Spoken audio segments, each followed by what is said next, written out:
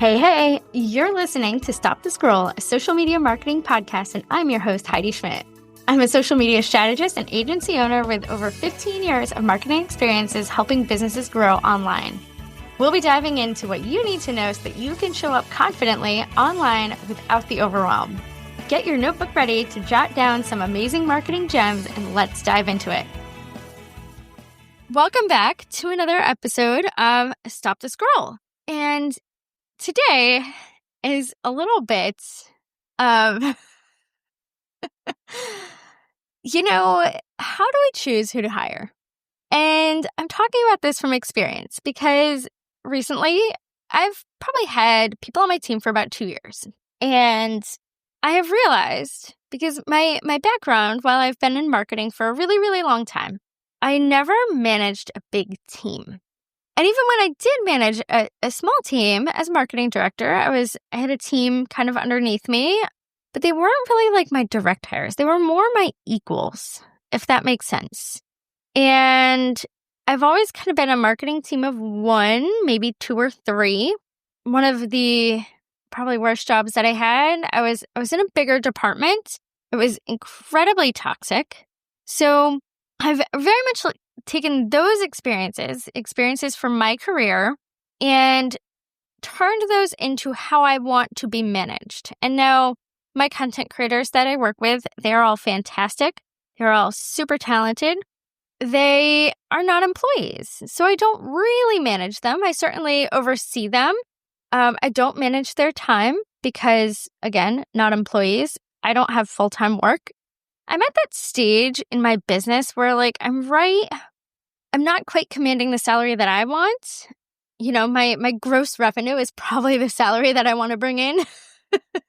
So I'm working on diversifying my revenue so that I can do it.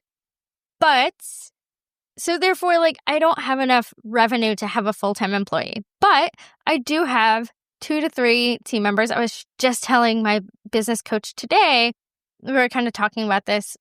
My next hire, I want to be kind of a project manager, someone to kind of manage the content creators, manage the strategies, that kind of stuff, kind of take me out of the client management.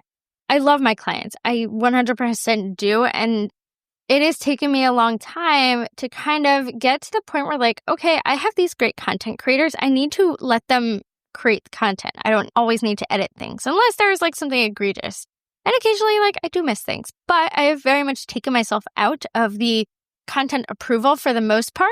So, if you're at that stage in your business where you're hey, I'm ready to outsource something, whether it's social media or whether it's, podcast editing, whatever it is, you're still trusting a part of your business with someone else.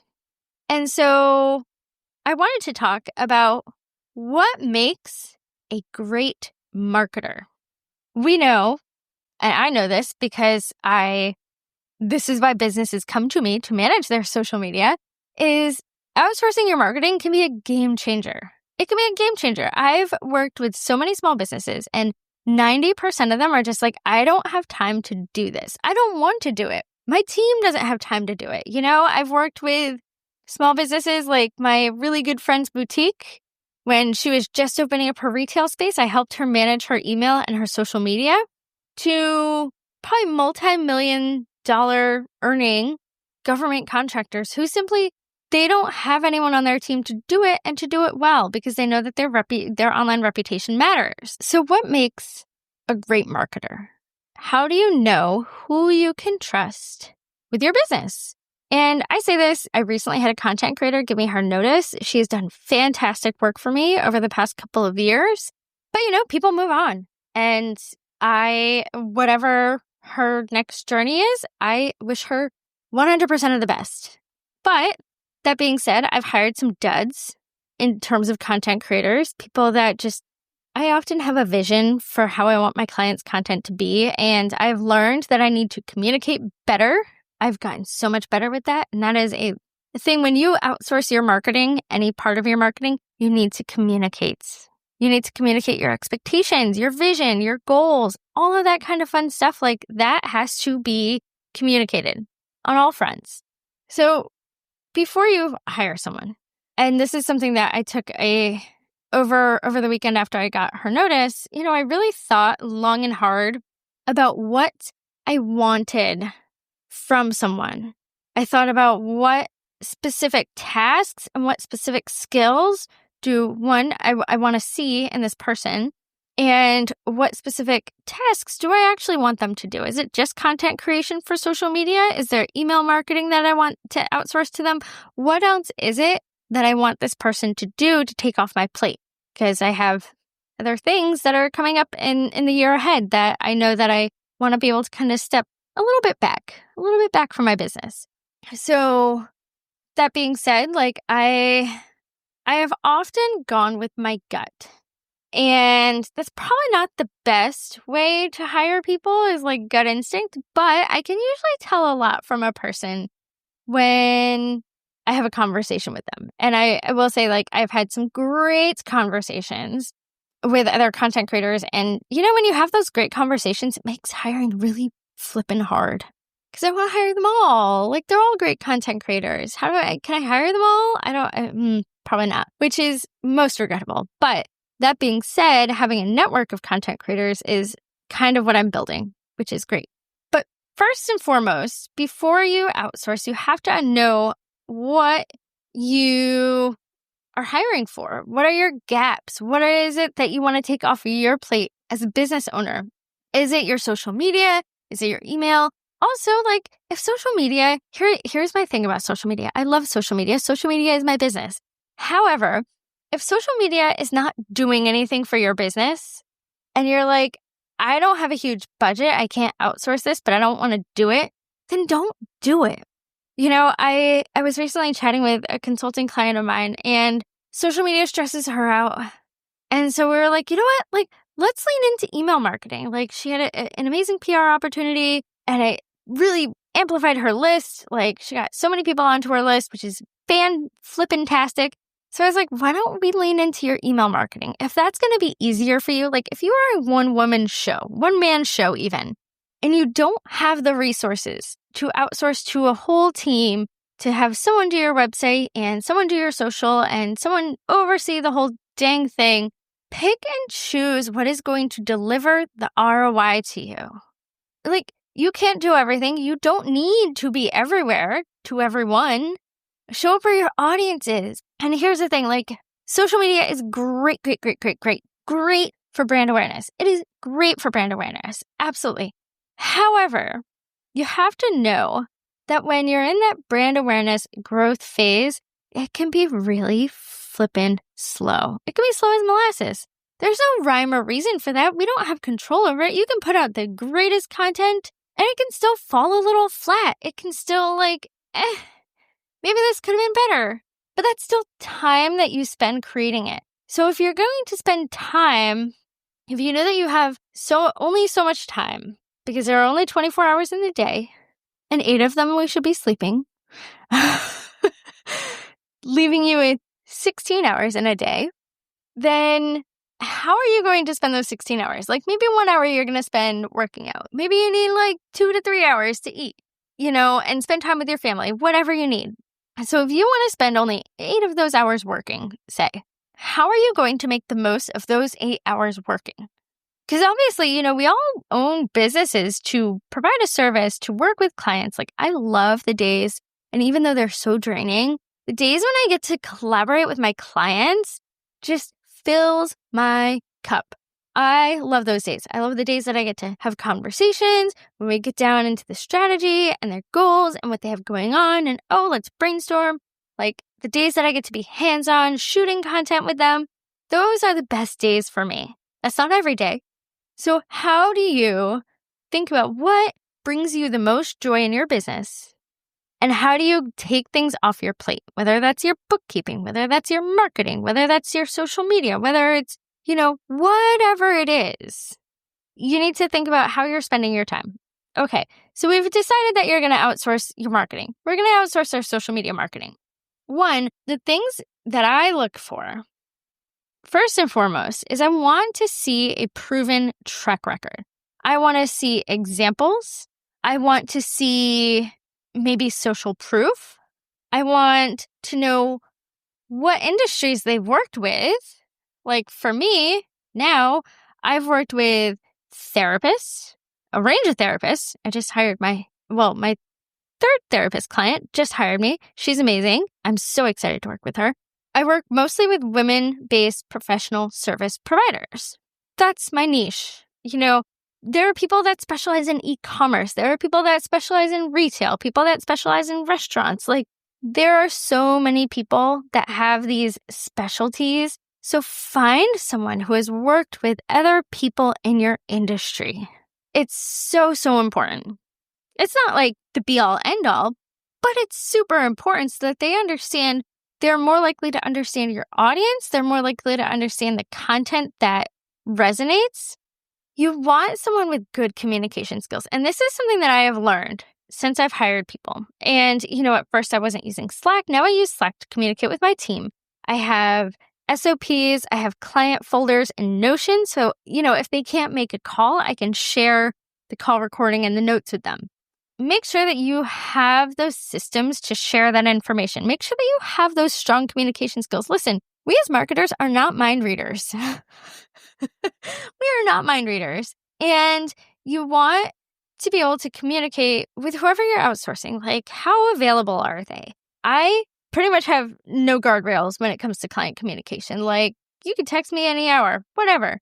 I am pretty much an open book. Like, I'll tell you when, this month, the content fell a little flat. And maybe it was because you didn't have something going on, whatever it was. But, okay, let's take that and let's learn from it, And you want a marketer who is going to look at the analytics like that. They're going to look at what's working, what's not working, and they're going to report back and they're going to be accountable to that. You want a marketer who really understands your brand voice and your goals. And you want someone who is able to adapt to that. I tend not to err towards content creators who have their own big following. Because that means that they really, really understand their own brand voice and how to grow their own following. But that doesn't necessarily mean that they have a track record growing other people's brands or voices. They're two very different things. Like, growing your own personal brand, especially if it's just you, there is nothing that grinds my gears more than someone who's like, oh, I have a following of 14,000 people and I'm totally a social media expert.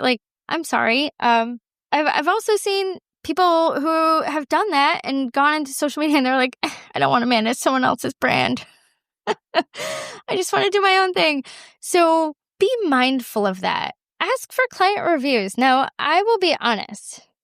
I am not great at capturing client testimonials. I've gotten a few great ones, and I probably could put a few case studies together. I recently had a client tell me their big thing is LinkedIn, and they're really big on, they use LinkedIn mainly to hire. They share their company culture. They talk about events, all that kind of fun stuff. My contact with the company, who is in HR, said, oh, hey, a year ago, we were only hiring a couple people every quarter. Lately, we've been hiring 5 or 6 people every month. So she's like, I feel like what you're doing is working. Because here's the thing, there's always qualitative analytics and there's quantitative analytics. And I should probably do a podcast episode on that alone. But sometimes the impact of marketing isn't always something that your metrics are going to show directly. It's probably not something that you're going to be able to tell, oh yeah, this happened, or, oh, absolutely, I don't know, blanking on examples here. But anyhow, know your red flags. Your red flags are probably very similar to if you had any other staff on your team, what are the red flags that would make you question your other teammate? Is it lack of communication? Is it, people who, for me, my red flags with marketing are people who promise big results. One, you can't promise Schmidt when you are relying on a platform that you have no control over. You cannot promise any sort of results, immediate, unrealistic results, 100% red flag. Don't fall for that. I don't trust people who buy followers. There's shady SEO techniques. You should have a basic understanding of marketing tactics that are going to get you kicked off a platform. So if you don't, reach out to a trusted friend who may have some ideas. You also want someone who understands the industry changes. You want someone who's staying up to date with all the platform changes and all the things. Like, you want someone who's going to understand how your content is working with the algorithms or how it's not. I was really excited. I had a client who we posted something about an upcoming program of hers, and literally there were comments that said, "I need this." And we shifted the content just a little bit over the past month, and it was so impactful and so powerful. I was like, ooh, that hit the nail on the head. That shows that, like, because it's not just social media marketing. Like, your social media is part of your overall content marketing strategy. So be mindful of that. Finally, like, if you're going to outsource, have a clear contract, have deliverables, have deadlines, have clear check-ins, understand how you guys are going to communicate. All that kind of stuff is so, so important. Finally, like, where do you find people, and how do you vet these people? So when I have my initial discovery calls with content creators, I always kind of it's always a conversation. Like, one, I want to know how they handle deadlines, how they understand, how they follow strategies, what their experience is, what their goals are in their career. I always want to see a portfolio of some model. I want to understand their pricing model. Are they hourly? Are they retainer? Are they project-based? Whatever. And when you're a business, do you want to go with an agency or do you want to go with just a freelancer? Honestly, freelancers may or may not be a little less expensive than an agency, depending on the quality of freelancer. An agency, you certainly get a level of attention, at least from my agency. But like, even when I worked on the agency side, like, you had access to graphic designers and web designers and copywriters and ad people and social media people and like all of the things. So, and I kind of try to do that also with my clients. Like, okay, I have a graphic designer that I can always reach out to if you need any graphic design work. I know an ad person who, if you really want to like deep dive into ads, a more comprehensive ad strategy, 100%, I got you, boo. You want a web person? I have a web person that I can connect you with. Like, even if they're not working through me, like, I have a network.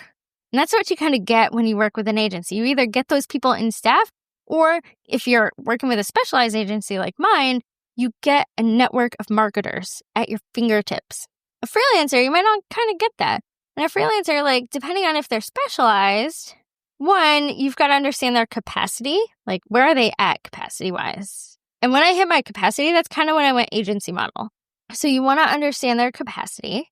You want to understand their experience. You want to understand, how do you handle all of the things? Like, that's where like the contract and the statement of work and all the deliverables that you're getting are so, so important.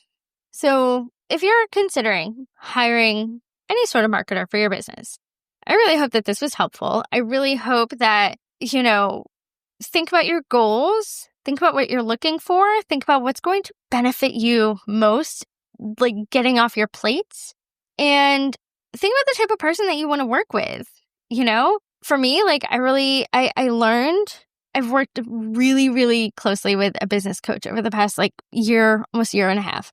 And I've gotten really, really clear on my values and the values that I want to exude to my clients and the values that I want to exude with my team as I've built a team. And my values, in case they weren't clear, I don't think that they're on my website or anything, are creativity, authenticity, education, and integrity. And when I say creativity, like, we are creatives. We work in a creative industry. Creativity is top of mind always. Authenticity, like, I will always show up authentically. And I help my clients show up authentically. I don't want them to, if they don't want to sell, like, I'm not going to say like, oh, you should sell on social media. Like, if selling feels icky to you, like, let's create content that still promotes your programs in a non-salesy way.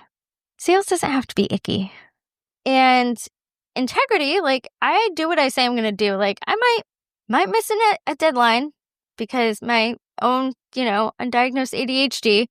I will always own up to that. I will always apologize for that. That's on me. If I make a mistake, I own up to that. Like, that's integrity. Like, how you show up and how you take accountability for your actions. And then finally, like education, learning, like our industry changes so fast. If you're not staying up to date, if you are not always learning, always trying to be better, then like, what are you even doing in marketing? And I take pride in my education. I take a lot of pride in the education that I paid for myself. Thank you. Lots of money in student loan debt. I take a lot of pride in encouraging other people to just always be learning, always be open to feedback, like whatever that looks like to you. So find someone, like understand your own values and work with people who align with those values. Communication is also another big one for me. Like always be communicating. I kind of knew something was up with my content creator because like we weren't communicating, she wasn't responding, and just a little bit of red flags there. Like, hey, I feel like something's up. And then lo and behold, she messaged me, which that's A-okay. Like life happens. But go with your gut. Always, always go with your gut. If you're not jiving with someone, like that's probably not the right person for you to work with. Anyhow, on that note, if you have any questions or would like to schedule a call, even if you just want a 30-minute marketing chat, you are welcome to schedule a call with me anytime. My link is in the show notes to schedule a call, to schedule a strategy call. And finally, like I have a website coming up on March 28th about social media strategy made simple. So I hope you'll join me for it. It's going to give you some insights into what's working, what's not working, and what your social media strategy absolutely needs to have for you to be successful on social media. Please feel free to connect with me on Instagram at Heidi Schmidt Creative. And until next time, go forth, create amazing content, and stop the scroll.